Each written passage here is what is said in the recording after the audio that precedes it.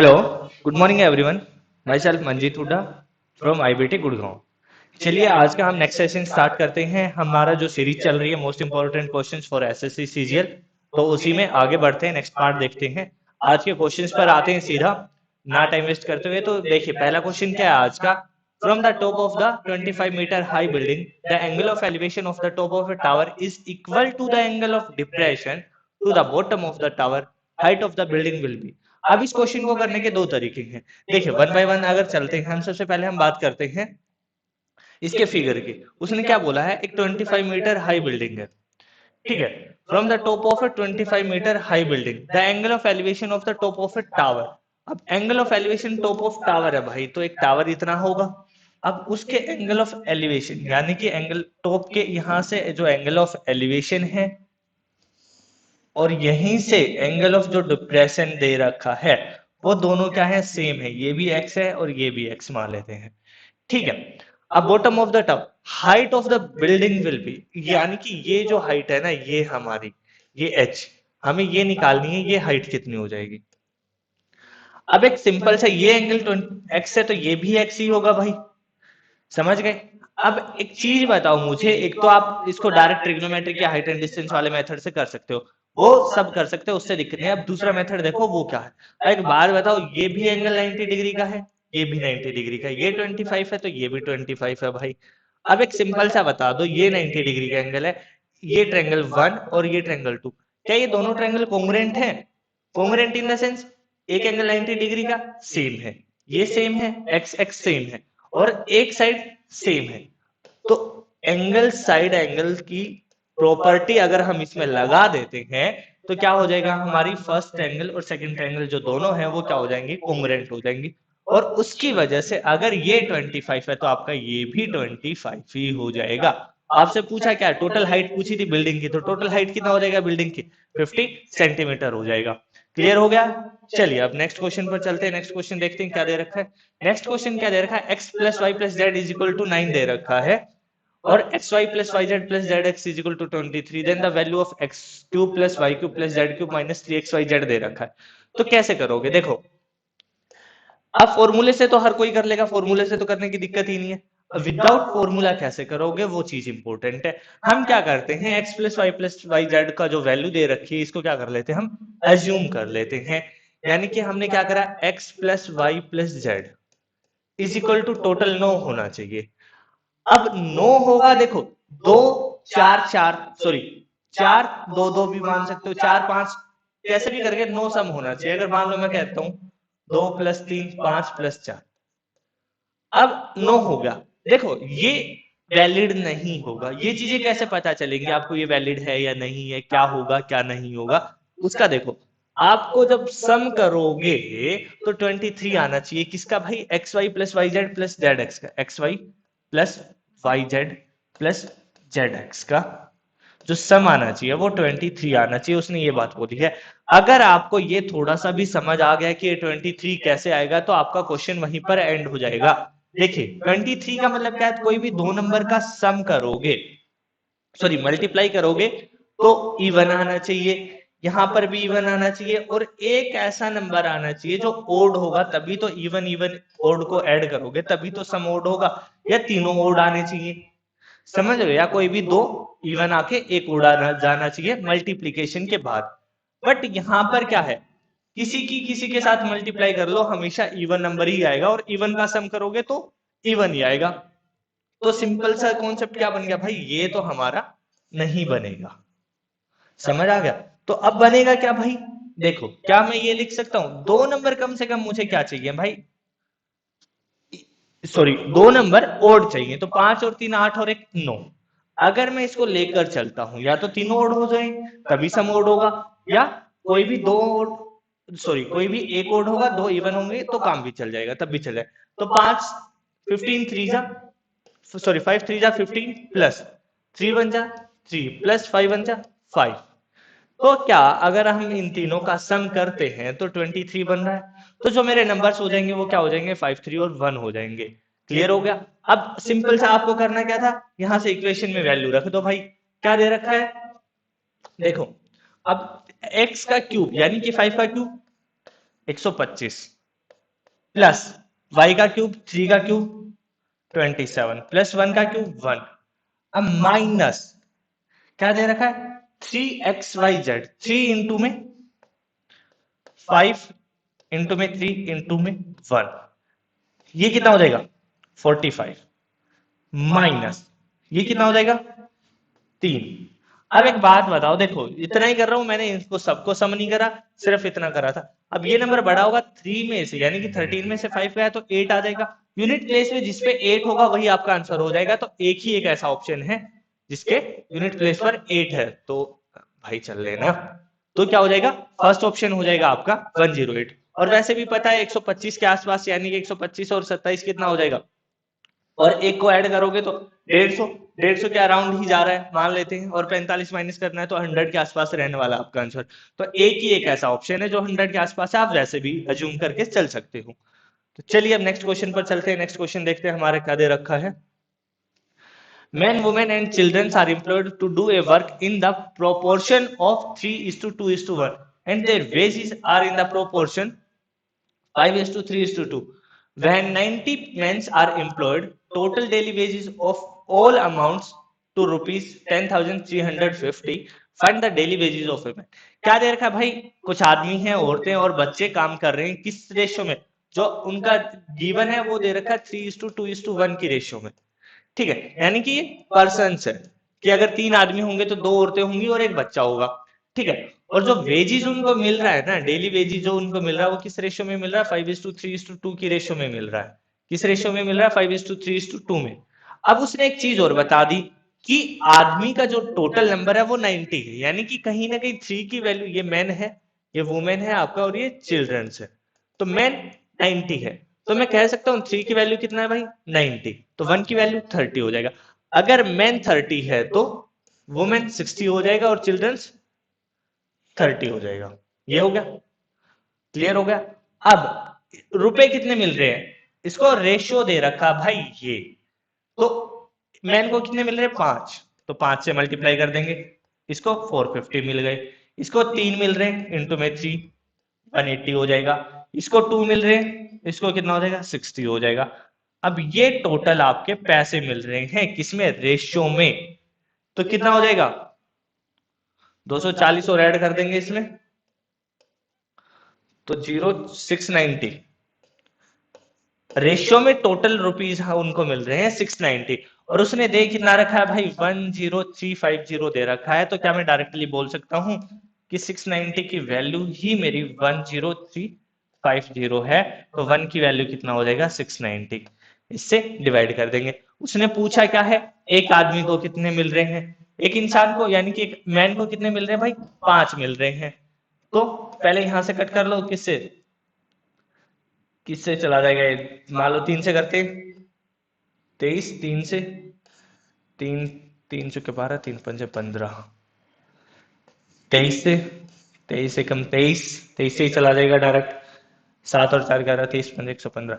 तो यानी कि एक एक्स की वैल्यू कितना आ गया भाई 15 आ गया, समझ गए। और एक इंसान को मिल रहे कितने 5, तो एक मैन को कितने मिल जाएंगे 15 इंटू 5 हो जाएगा, यानी कि 75 रुपीज एक पर्सन को मिलेंगे, एक मेल को मिलेंगे। डी ऑप्शन आपका राइट आंसर हो जाएगा। सिंपल सा क्वेश्चन था।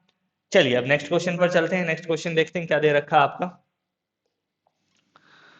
देखो, if the CI on a certain sum for rupees 2 years at 20% per annum is rupees 4,400, and then the SI on it at the same rate for 2 years would be।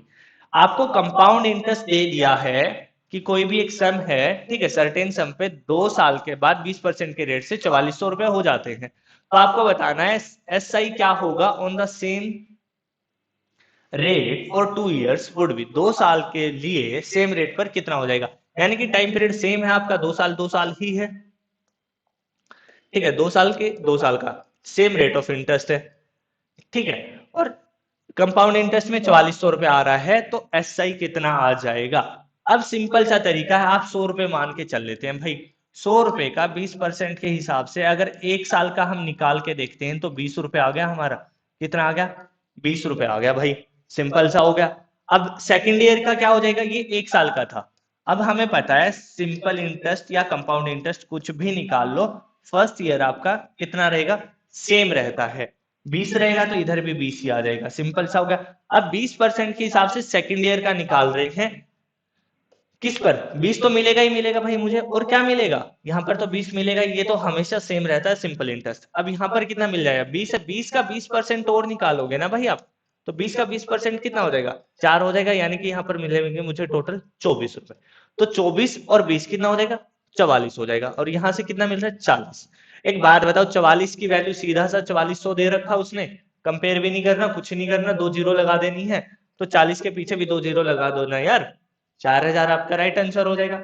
Simple interest compound interest के questions हमेशा option से करने का सबसे बड़ा benefit होता है, और सबसे ज्यादा आंसर्स इन्हीं से सही निकलते हैं और जल्दी भी निकलते हैं। पॉइंट ये है कि जल्दी निकलते हैं।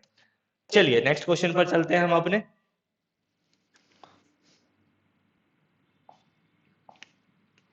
चल रहे भाई, देखो, a man can row at 5 km per hour in still water if the velocity of current is 1 km per hour, then it takes him 1 hour to row to a place and come back। जब come back दे देता है तो simple सा इसमें एक चीज हो जाती है, अगर तुम जा रहे हो तो वापिस आ रहे हो, इसका मतलब क्या होगा, एक बार तुम डाउनस्ट्रीम जाओगे तो सेकंड टाइम तुम अपस्ट्रीम आओगे, चाहे तुम अपस्ट्रीम चले जाओ या डाउनस्ट्रीम चले जाओ, तो दोनों कवर होंगी ही होंगी। अब देखो, उसने मैन की स्पीड दे दी 5 किलोमीटर पर आवर, करंट की स्पीड दे दी 1 किलोमीटर पर आवर। अगर हम पहले डाउनस्ट्रीम ले लेते हैं, अगर हम पहले डाउनस्ट्रीम ले लेते हैं तो स्पीड क्या हो जाएगी, 5+1 हो जाएगी भाई, और अपस्ट्रीम लोगे तो कितना हो जाएगा, 5-1 हो जाएगा, सॉरी 5 प्लस यहाँ पर 1 आ जाएगा भाई, 5+1 कितना हो जाएगा, 6 हो जाएगा, यहाँ पर 4 हो जाएगी। तो आपकी जो डाउनस्ट्रीम की स्पीड हो जाएगी वो 6 किलोमीटर, अपस्ट्रीम की 4 किलोमीटर। अगर हम यहां से देखते हैं, हम दोनों से एक डिस्टेंस मान लेते, कॉमन डिस्टेंस है, मैंने 12 मान लिया, 12 किलोमीटर। अगर 6 किलोमीटर पर आवर की स्पीड से जा रहा हूं तो 2 घंटे लग रहे हैं, 4 किलोमीटर पर आवर की स्पीड से जा रहा हूं तो 3 घंटे लग रहे हैं। अब उसने बोला क्या है, 1 घंटा लग रहा है आने जाने में, और आने जाने में मुझे लग रहे हैं भाई 5 आवर्स। 5 आवर्स लेकिन कब लग रहे हैं, जब मैं टोटल डिस्टेंस कवर कर रहा हूँ 12 किलोमीटर का, तो मुझे 1 घंटा कब लगेगा, तो 12/5 किलोमीटर का डिस्टेंस अगर मैं जाता हूं, तो अगर इसको कट करोगे तो कितना आ जाएगा, 2.4 किलोमीटर आपका राइट आंसर हो जाएगा। कौन सा ऑप्शन हो जाएगा भाई, थर्ड ऑप्शन आपका राइट आंसर हो जाएगा। ठीक है, बस ये एजम्पशन के अगर तरीके से चलोगे तो कैलकुलेशन बहुत छोटी पड़ जाती है, ताकि इससे क्या फायदा होता है, पॉइंट्स नहीं बनते, फ्रैक्शन नहीं बनती। ठीक है, तो चलिए नेक्स्ट क्वेश्चन पर चलते हैं भाई अपने। Next question, a square park has each sides 19 meter, and each corner of there is a flower bed in the form of a quadrant of radius 7 meter। Find the area of remaining part of the park। Park का remaining area, देखो सबसे पहले इस type के questions में क्या होता है, फिगर इंपॉर्टेंट होता है भाई। फिगर क्या बना रहे हो तुम, मान लो एक स्क्वायर टाइप का, ये 19 मीटर दे दिया, ठीक है, और ये दे दिया आपको 7, ये रेडियस दे रखी है एक सर्कल की, ठीक है। अब यहां से 7 है तो भाई ये भी 7 ही होगा, ठीक है, इधर भी 7 होगा और इधर भी 7 होगा, चारों तरफ दे दिया। अब एक एंगल 90 डिग्री का बनता है, तो चारों को मिला दोगे तो पूरा सर्कल बन जाएगा, यानी कि अगर मैं पाई आर स्क्वेयर करता हूं, आर कितना दे रखा उसने, 7 दे रखा, आर स्क्वेयर, तो ये मेरा टोटल एरिया कौन सा आ जाएगा, ये वाला मेरा सारा एरिया निकल जाएगा। तो कितना आ जाएगा, 154 आ जाएगा भाई। कितना आ जाएगा मेरा एरिया, 154 आ जाएगा। क्लियर हो गया। उसने पूछा क्या, रिमेनिंग एरिया। रिमेनिंग एरिया किसका, ये टोटल कितना है भाई, 19 है, ये भी 19 है, ये स्क्वेयर है, और 19 का स्क्वायर, यानी कि अगर पूरे स्क्वायर का एरिया निकालेंगे तो 19 का स्क्वायर माइनस 154 हो जाएगा, सिंपल सा। तो 19 का स्क्वायर कितना हो जाएगा, 361। 361 में से 154 माइनस कर दो। अब 11 में से 4 गए 7, अब 7 किस में है देख लो भाई, एक ही ऑप्शन है। तो अगर यूनिट प्लेस वाले मेथड से चलोगे तो बहुत इजी पड़ जाता है, आपको पूरी कैलकुलेशन नहीं करनी पड़ेगी। अब देखो, वैसे आइडिया भी लग रहा है कि 350 में से 150 गई तो 200 के अराउंड बच रहा है। अब 200 वाला ऑप्शन, अगर वैसे जाओगे तो 2 ऑप्शन है भाई, बट यूनिट प्लेस से अगर जा रहे हैं ना तो बहुत इजी पड़ जाता है। सिर्फ हमने एक 11 में से 4 को ही तो माइनस करा, 7 आ गया, तो सिर्फ 7 देखना हमें कौन से ऑप्शन में है। ठीक है, अगर दूसरा कोई ऑप्शन होता भी तो एक बात बताओ, अगर 307 होता, 407 होता तो वो तो पॉसिबल है नहीं, वहां से भी एलिमिनेट कर सकते थे। तो चलिए ठीक है, नेक्स्ट क्वेश्चन पर चलते हैं। हमारा नेक्स्ट क्वेश्चन देखते हैं क्या दे रखा है। देखिए नेक्स्ट क्वेश्चन क्या दे रखा है, 1 2 3 printers print 984 pages in 1/15 hours, the average number of pages printed per minute by a printer is. यानी कि एक प्रिंटर एक मिनट में कितने पेज प्रिंट कर रहा है वो आपको निकालना है। अब देखो 1/15 आवर्स में, तो 1/15 आवर्स को अगर मैं मिनट में कन्वर्ट कर लेता हूं, मिनट में कन्वर्ट करने के लिए मल्टीप्लाई बाय 60, यानी कि 4 मिनट में क्या कह रहा है, टोटल कितने पेजेस प्रिंट हो रहे हैं भाई मेरे, 984 हो रहे हैं। और तो एक मिनट में कितने हो जाएंगे, डिवाइड बाय 4 हो जाएगा, 4 2 जा 8,